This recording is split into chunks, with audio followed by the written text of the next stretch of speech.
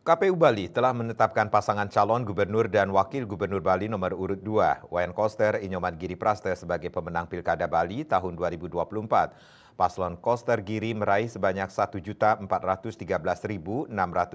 suara atau 61,46%. Sedangkan paslon Mulia Pas memperoleh sebanyak 886.251 suara atau 38,54%.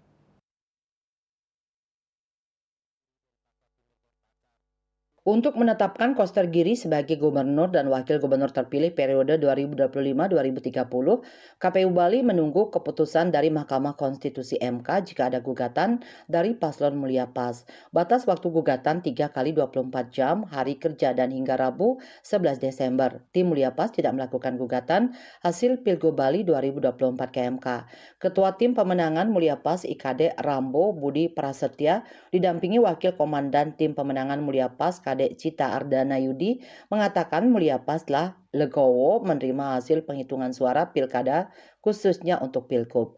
Paslon 01 ini juga tidak akan melakukan perlawanan dengan mengajukan gugatan ke MK maupun ke Dewan Kehormatan Penyelenggara Pemilihan Umum DKPP. Meski tidak melakukan perlawanan, tim Mulia Pas memberikan catatan khusus dalam penyelenggaraan Pilkada 2024 terkait dengan hasil penetapan pleno.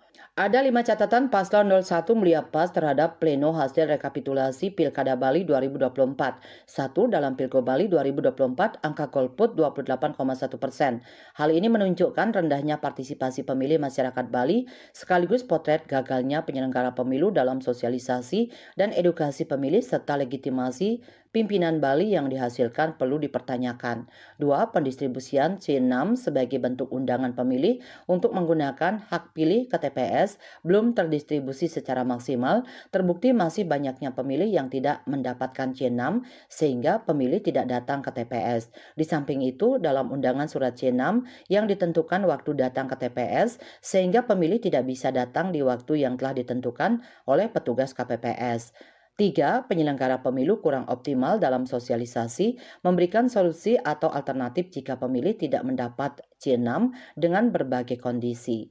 4. Bahwa ada indikasi pembiaran oleh penyelenggara pemilu terhadap intervensi intimidasi serta ancaman terhadap pemilih oleh oknum aparat desa adat, desa dinas yang mencidrai demokrasi. Di beberapa TPS, beberapa petugas menjabat sebagai prajurut adat, klien adat, dan kepala lingkungan, sehingga ada indikasi oleh oknum tersebut memobilisasi pemilih sangat terstruktur, sistematis, dan masif.